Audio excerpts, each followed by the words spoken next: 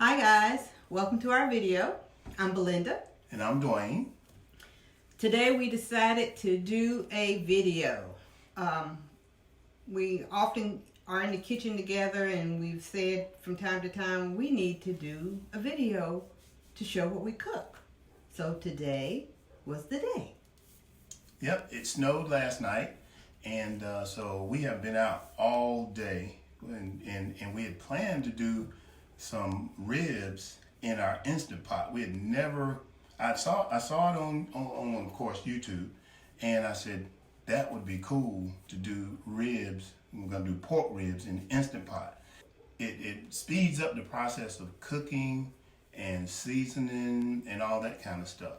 So today that's what we did. Also, I made mac and cheese. Kind of a spin on the way my mom used to make it. I added some veggies, onions, peppers, spinach.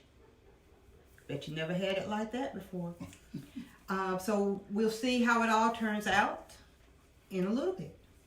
So hang out with us for just a few minutes. We're gonna go through the process of the preparation and all that stuff, and then we'll show you how we cooked it and the finished product.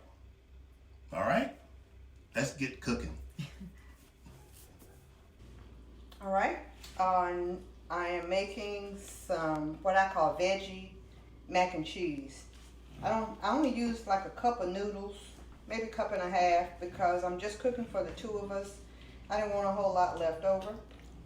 And since we're trying to eat healthier, I'm gonna put onions and peppers in it and put some spinach in it, and of course cheese. I'm gonna add some milk, and we use almond milk. I cook by sight. A lot of times I'm gonna use one egg. I just like the consistency and the texture that an egg gives. So my egg, I'll put my egg in.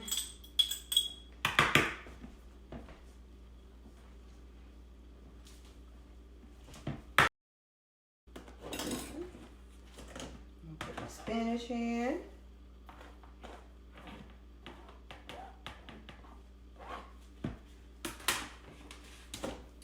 A little garlic powder.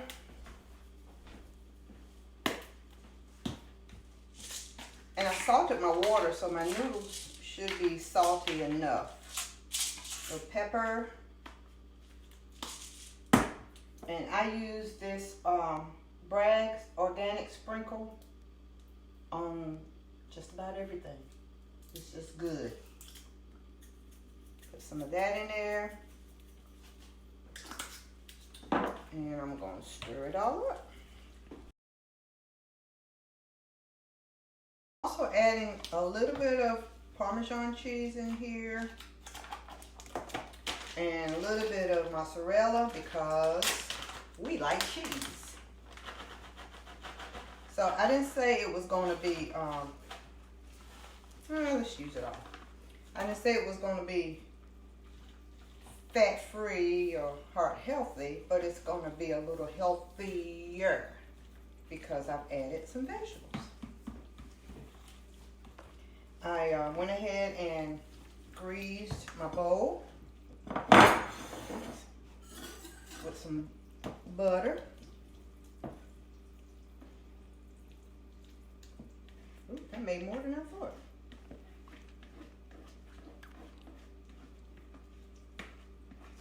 And of course, you season it the way you like it. Whatever you like in yours, that's what you put. However you want to season it, that's how you season it.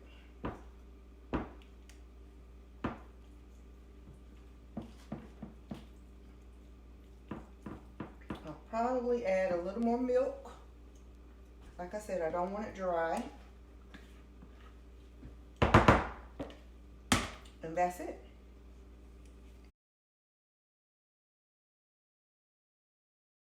Now I'm going to use a little bit of olive oil just to kind of help make the rub stick on there good. So I'm gonna rub that in on both sides.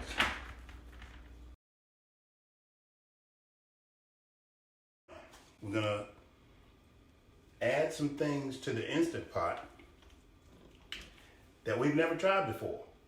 We're gonna try a little bit of liquid smoke, because we're not gonna go outside and cook anything outside because it snowed yesterday. We are gonna try a ginger ale, because one of the recipes that we saw calls for a Coke or some type of drink like that. And we figured that it's just about for tenderizing, gives it a little bit of that soda taste. And so that's what we're gonna use. We don't have Coke, we got ginger ale, so that's what we're gonna use. Then I'm gonna use some Worcestershire here, or what's this here sauce. So now I'm gonna take the rib and put it in the Instant Pot. Now, I don't know if you can see that, but in the bottom we have what's called a trivet. It keeps the meat off of the bottom of this Instant Pot, because the Instant Pot works from the bottom. It's a pressure cooker. This thing is a pressure cooker. And what it's gonna do is heat up all of that liquid and steam, kind of, sort of, the meat. So you don't want your meat sitting right on the bottom for some things, because it gets very, very hot. And so that's kind of how I'm gonna put it in there. And then we'll add the top to it, and we'll put in the thyme and all that stuff, and we're gonna see how it comes out. All right.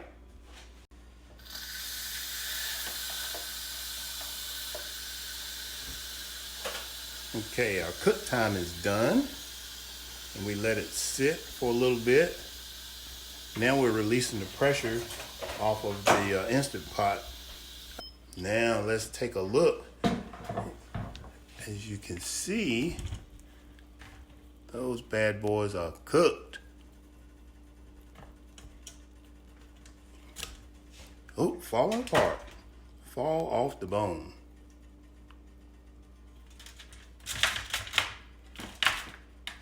Now what we're gonna do next is we're gonna take them out, and we're gonna put them in this pan where we're gonna put some barbecue sauce on them. And we don't have a particular recommendation for barbecue sauce. It's just whatever you decide, what kind of barbecue sauce you like. Then we're gonna put them in the oven and broil them until all of the barbecue sauce kind of gets caramelized on the top. And if you like them really crusty, you can do that. Or I don't know, you can do them just like this. Just let them rest for a little while, and just go ahead and chaw down on them, just like they are. So, but we're gonna put them in the oven, and then we'll show you what happens after we take them out of the oven.